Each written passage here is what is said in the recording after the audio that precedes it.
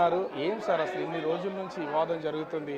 అసలు మీకు ఏ విధమైనటువంటి ఆస్తులు లేవు, అంతస్తులు లేవు అనే ఒక వివాదం కూడా ఉంది. కానీ మీరు ఒక జమీందారు అని మీ అమ్మాయి చెప్తున్నటువంటి పరిస్థితి ఏంటి అసలు? దీనికి ఇంక ముగింపు అనేది ఉండదా? మీ అల్లుడు గారు చేస్తున్నటువంటి ఆరోపణలు కానీ ఆ మాధురి విషయం కానీ ఏం చెప్తారు అసలు? ఏం చెప్తామండి, ఇది ఒక బ్రెయిన్లెస్ ఫెయిల్ అతను. నేను పుట్టుకతోనే అబద్ధాలు, వాళ్ళ అమ్మ కానీ ఆ ఫ్యామిలీ పుట్టుకతోనే అబద్ధాలు. వాళ్ళ తాత, వాళ్ళ అమ్మ తాలూకా తండ్రి లండన్లో కేంబ్రిడ్జ్ యూనివర్సిటీలో జవహర్లాల్ నెహ్రూ చదివిన యూనివర్సిటీలో BA పాస్ అయినట్టు దొంగ సర్టిఫికేట్ తెచ్చి రెవెన్యూ డిపార్ట్మెంట్లో RI వరకు వెళ్ళాడు.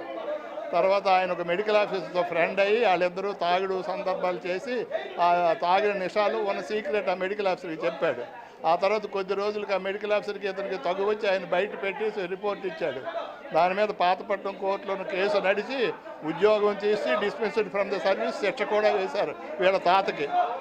తెలుసుందండి, అటువంటి కుటుంబంలో వచ్చిన ఫ్యామిలీ నోరిప్పితే అబద్ధం చెప్తారు. కేంబ్రిడ్జ్ యూనివర్సిటీలో వాళ్ళ తాత BA పాస్ అనేది ఎంత దొంగ సర్టిఫికేట్ సంపాదించి కోర్టులో శిక్ష పెట్టిందో, మరి అటువంటి ఫ్యామిలీకి మరి ఉన్నటువంటి గౌరవం ఏంటి, ఈ సంపాదన ఏంటి?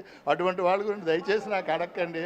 అక్కడ చూస్తే ఇంత పెద్ద ఇంటికి సంబంధించి దువ్వాడ శ్రీనివాస్ మీ అల్లుడు ఇది నాదని చెప్తున్నారు. ఒక పక్క నుంచి ఏమో మీ అమ్మాయి దువ్వాడ వాణి ఇది నా సొమ్ముతో కట్టినటువంటి ఇల్లు అని చెప్తున్నారు. దీనికోసం ఒక వివాదం, మధ్యలో మరో వ్యక్తి ఎంటర్ అయినటువంటి పరిస్థితి. మీకు నిజంగా చెప్పాలంటే ఒక చిన్న ఎగ్జాంపుల్ నీకు చెప్తాను. ఇప్పుడు ఇతనికి ఏదో లవ్ అనే ప్రేమతో ఒకసారి యాక్చువల్లీ ఇతను ఒక స్కూల్ రన్ చేస్తుండాడు మెలియాపుట్లో, హై స్కూల్ స్టాండర్డ్ స్కూలు. ఆ మెలియాపుట్లో మాడుగుల రామారావు గారు అని ఇప్పటికీ ఉన్నారు. ఆ రామారావు గారితో గొడవ పడ్డాడు. కొట్టిసారి ఈయనకి, ఆయన వీళ్ళు కొట్టుకున్నారు. ఏదో పలాస నుండి కొంతమందిని తెచ్చాడు, గొడవ పెద్ద అయింది, కేసులు అయిపోయినాయి. అప్పటికి నేను ఎంపీపీగా ఉన్నాను టెక్కలి 91 ఆ టైంలో.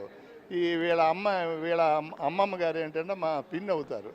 ఆవిడ మా పిన్నికి తీసుకొని వీళ్ళకి అమ్మమ్మ వద్దు నా దగ్గరికి వచ్చాడు. ఆ కేసుల్లో నాకు ఇన్వాల్వ్ చేశారని. అప్పుడు నా దగ్గరికి వేస్తే నేను ఏదో కేసుల్లో కావాలో వచ్చారు ఇది అనుకున్నాను. అప్పటికి మా పాప వాణి అమ్మ 7th 8th చదువుతున్నాడు శ్రీకాకుళం సెయింట్ జోసెఫ్లో. సో మెల్లిగా వాళ్ళకి నాకు తరచూ వచ్చి మా పిన్ని ఏంటంటే మీకు బాగుతాడమ్మా అది ఇది అనేసి మెల్లిగా ఇవి పిల్లల బ్రెయిన్లో పెట్టి దానికి అనవసరంగా ఆ ట్రాప్లో పడిపోయింది మా పాప. పడిపోయిన తర్వాతనే నాకు ఆ ఫ్యామిలీ చరిత్ర ఇప్పుడు మీకు చెప్పాను కదా, అదంతా నాకు తెలిసి అమ్మ ఇటువంటి ఫ్యామిలీ ఇది తొందరపడుకుని ఇవంతా చెప్పినా పాపకం లేదు. సరేనా, మరి ఇష్టపడుతున్నప్పుడు నేను బలత్కారం చేయడం నాకు ఇష్టం లేదు. సరే అని వాళ్ళ ఇష్ట ప్రకారం నేను పెళ్ళికి అంగీకరించాను.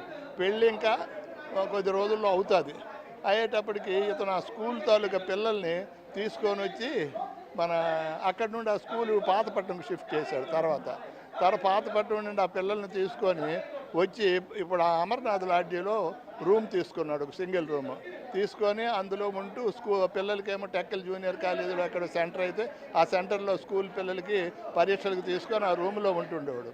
రూమ్లో ఉంటున్నప్పుడు అతనికి రూమ్ రెంట్ కూడా కట్టుకోవడానికి డబ్బులు లేవు, తిండికి కూడా డబ్బులు లేకుండా మా పాప చేత ఎలాంటి మెసేజ్ మాకు పెట్టించాడనంటే, అప్పుడు మెసేజ్ అంటే ఫోన్ మెసేజ్ కాదు, చెప్పాడనంటే శ్రీనుబాబుకేమో హోటల్ ఫుడ్ పడదమ్మా, మన ఇంటి దగ్గర ఉండే క్యారేజ్ పంపించండి అని మా పాప ప్రెజర్ ఇచ్చింది.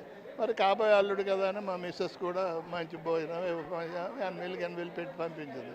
అలాగే అక్కడ ఉన్నన్నాళ్ళు పంపించిన తర్వాత రూమ్ ఖాళీ చేయడానికి డబ్బులు లేక ఒక లుంగి, ఒక టవలు, చిన్న సూట్ కేసు రూమ్లో వదిలేసి వెళ్ళిపోయాడు. ఆ రూమ్ ఓనర్కి ఏమి చెప్పాడు, నేను రాఘవరావు గారు కాబోయే అల్లుడును అది ఇదని. సో దానివల్ల వాళ్ళు ఎప్పటికీ ఖాళీ కావడం లేదు, మనిషి రావడం లేదు ఏమిటో అనేసి నాకేమో వచ్చి కలిసి అడిగారు. అడిగితే అప్పుడు నేను చెప్పాను, మా రాజారావు అని మాకు ఒక అసిస్టెంట్ ఉన్నాడు, అది చనిపోయాడండి. రాజారావు వెళ్ళి చూడు ఏంటో పరిస్థితి అని అంటే, తీరా చూస్తే ఖాళీ సూట్ కేసు, ఒక టవలు, ఒక లుంగి అక్కడ ఉన్నాయి. అట్లా ఉన్న వ్యక్తిని మీరు ఎలా అసలు అల్లుడిని చేసుకున్నాండి? వినండి చెప్తున్నాను. ఉన్నాయి. ఉండేటప్పుడు ఎంత కట్టాలంటే 350 ఎంత కట్టాలి నేను పెట్టాను. పెట్టేసిన తర్వాత అప్పటికీ మళ్ళీ మా పాపకి చెప్పాను, చూడమ్మా ఇలాంటి వ్యక్తి నువ్వు ఎందుకు తొందరపడతావు అంటే, నేను ఎంత చెప్పినా వినకుండా 94లో మా ఇంట్లో ఉన్నటువంటి ఒక అమ్మవారి పండుగ సందర్భంలో చుట్టాలందరూ వచ్చారు. వచ్చిన టైంలో వీడికి మరి వాళ్ళకి కాబోయే అల్లుడు అనేసి మరి రాక తప్పదు కానీ అతను వచ్చాడు. వచ్చిన తర్వాత నీవు క్లోజ్గా తిరుగుతుంటే మా పాపకి పెళ్లి కాకుండా అంత క్లోజ్ ఎందుకమ్మా నేను చెవాట్లు పెట్టాను. దాంతో నాకు చెప్పక చేయక రాత్రికి రాత్రి వీళ్ళిద్దరూ కలిసి వెళ్ళిపోయారు. వెళ్ళిపోయిన తర్వాత సగం దూరంలో మా కారు ఏదో పని మీద నా కారు ఒకటి ఉండేది పంపించాను. మా డ్రైవర్కి త్రోవలో కలిసి దట్టు ఇది నైట్ కలిసిన తర్వాత నడుచుకొని వెళ్ళడం చూసి మా డ్రైవర్ ఏమో ఎక్కడికి వెళ్ళాలంటే తీసుకెళ్ళి మెల్లినప్పుడు డ్రాప్ చేశాడు, వచ్చేసాడు. తర్వాత నాకు ఈ విషయం తెలిసింది. మరి ఏంటి ఎంత శృతి మించింది, మరి ఏంటి, మరి తప్పదు పెళ్లి చేయక తప్పని పరిస్థితుల్లో నాకు ఇష్టం లేకపోయినా ఈ పెళ్లి నేను చేయవలసినటువంటి పరిస్థితి. మరి ఆడ ప్రేమనో ఏదో అనుకుంటున్నారు అనుకోండి, అది నేను బ్రేక్ చేశాను అనుకోండి, ఇంకొక బ్యాడ్ దీనికి దారి తీసింది అనుకో, అప్పుడు మళ్ళీ మేమే కదా బాధపడాలి. సో ఇష్టపడ్డారు కాబట్టి సరిపోయింది. తర్వాత రాను మేమే డబ్బులు పెట్టి అక్కడ ఒక 2 ఎకరాలు కొనిస్తే ఆ 2 ఎకరాలు 75 లక్షలకి అమ్మేశాడు. పాతపట్నంలో జల్లాబల్లో చేశాడు. అలా క్వారీ అని ఒకటి ఉంది, నాకు తెలియకుండా నా వైఫ్ కొన్ని లక్షల రూపాయలు ఇచ్చింది. దానికి జేబులోని పర్లాకొండలో ఒక బ్రౌన్ ఐకాన్ బ్రౌన్ క్వారీ, నిజంగా క్వారీ బంగారం గనిలాంటి క్వారీ.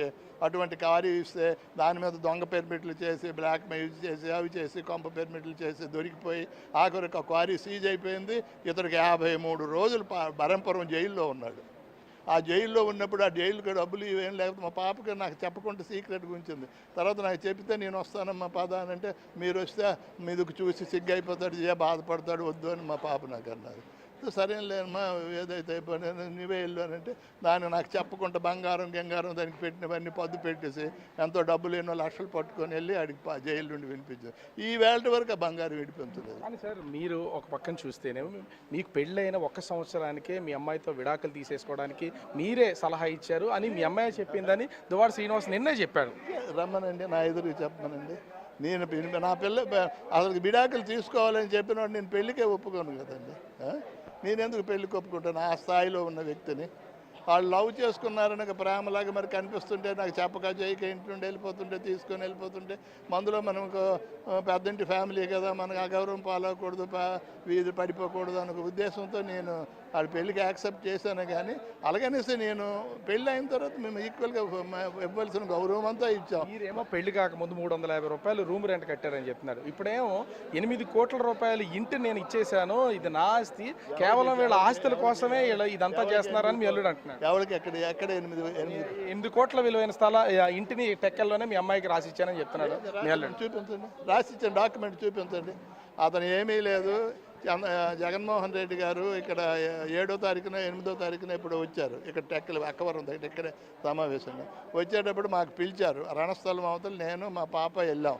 మా ఇద్దరికి పిలిచి జగన్మోహన్ రెడ్డి గారు, అమ్మ నువ్వు నామినేషన్ వేయకు, తొందరపడకు, నేను అన్నీ చూస్తాను అనేసి మాకు చెప్పారు. అది పాప అదేంటి సార్, నా ప్రాపర్టీస్ ఉన్నారు, పిల్లలు ఉన్నారు, వాడు ఇంకో దాంతో ఇల్లీగల్ కాంటాక్ట్ అయి ఉన్నాడు కాబట్టి నాకేమిటి డౌట్ వేస్తుంది, అవన్నీ నేను చూసుకుంటానమ్మా, నువ్వేం పడలేదు, మా తల మీద చేసి నాకు నడుము మీద చేసి రాఘవరావు గారు అవన్నీ నేను చూసుకుంటాననేసి జగన్మోహన్